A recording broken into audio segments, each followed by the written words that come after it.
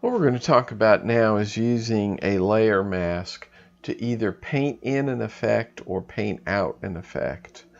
And to do that, we're going to go over some of the mechanics of adding a layer, deciding layer mask, deciding what color the layer mask should be, selecting your brush, selecting the color that you paint with.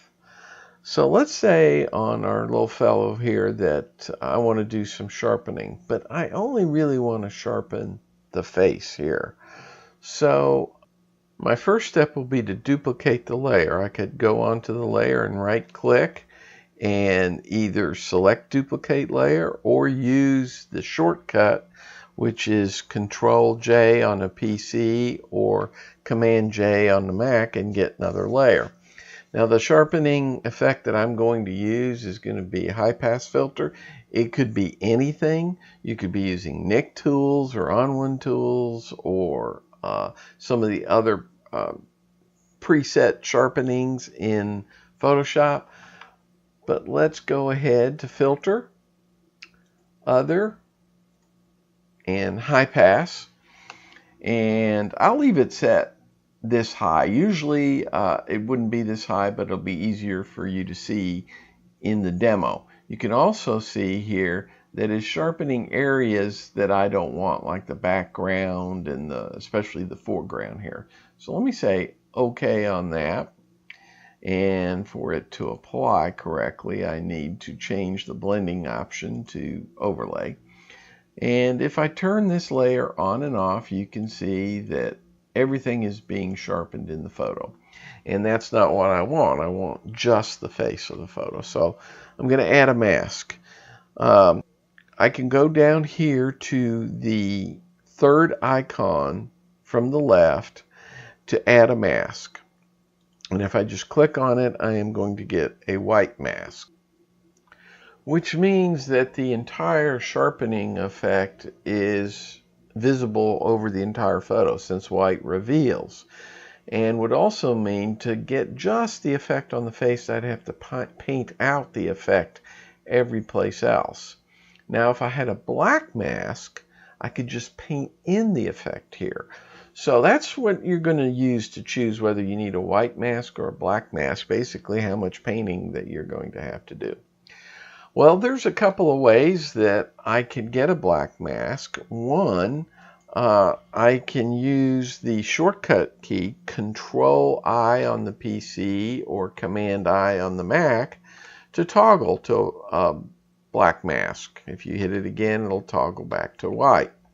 Another way is, if I already knew it starting out when I'm going to create it, let me right click here and delete this mask. When I press on the Create New Mask, if I hold the Alt key down on a PC or Option on a Mac, it'll create a black mask for me. Since black conceals the sharpening effect, now what I have to do is paint the effect in just on the face of the orangutan. And what does that mean? That means I'm going to have to paint on top of this black mask with white, because white reveals. So my next step is to select my paintbrush here, because that's what we're going to paint with. And what's going to be critical when you're painting in these effects is that you have a soft brush. So right now the hardness is turned all the way up to 100. I don't want that. I want to turn it all the way down. Now why am I doing that? You can see how the brush gets fuzzy up there. That's so that when I paint the edges, I get a nice feathering and don't get a sharp look around the area that I'm painting in. So it allows you to be a little less precise and not have a weird effect going on a very sharp edge. So I would do that. Second thing is to make sure that I have white chosen here for my foreground color. So a couple of shortcut keys are handy to learn. First one is X. What it will do is toggle the foreground and background color. So if black was my foreground color, and I needed to be white. Now, it's also good to know that key, because as you're painting, sometimes you might make a mistake, and you'll see here in a second, we'll use that key to toggle back and forth to paint with different colors. But let's say your foreground color was something else. You were painting with some other color at the time. The other thing to do is you can hit the D key for default, and it will change these colors back to black and white. Okay, so white is the color that I want to paint with, and I want to paint the face area here. My mask is selected to make sure that your photo's not selected, or you will be painting on the photo. So make sure your mask is selected, and then let's just go ahead and start painting that effect in the area. Now you can see what happened over here on the mask. I have a white blob, and we can take a look at what the effect has been. If you hold down the Alt key on the PC or the Option key on the Mac and click on the mask, you will see actually the painting on the mask. One thing you see right away, I have missed a couple of spots, so I can fill that back in. If I click on the photo, it will come back. So you can see the effect now is just on the face. Now, going back and forth between the photo and the mask to see what you've done, it takes a little bit of time. There's another useful shortcut, and you can see what the mask is directly on the photo while you're painting. If you use the backslash key, so hit the backslash key, and what the red represents, the red overlay, is the mask, what is being concealed. And the part here that I'm painting in white will show the reveal. So let's say I wanted to extend the painting up here. I've missed a little bit of his hair.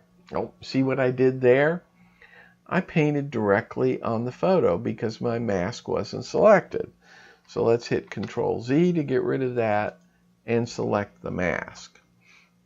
So you can see I could go in here and get these bits of hair. Let's say I made a mistake. Say, oh, that is too much. Well, what I would want to do, since I'm on a black mask, the opposite of painting with white is black. So I would hit my X key. You can watch over here. Switch my foreground color to black, and essentially erase or put the mask back where I want it. Okay, so you can take a look at the effect. You can toggle with the backslash key again, turn the mask off, and if we hit it, we can see that, hey, that looks pretty good right there. Looks good, but that still might be too much sharpening in that area. So what can I do? Well, I could go in and delete that layer and do another high pass and lower the amount of sharpening on it, or I could change the opacity that I'm painting on the mask. Remember, we originally said that a mask is really a grayscale. So if I go up to my brush here, and let's change the opacity from 100% to 50% on my brush.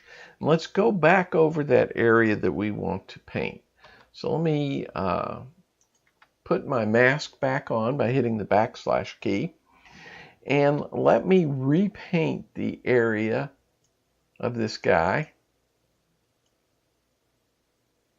And you see, we're getting some red there, but not 100%.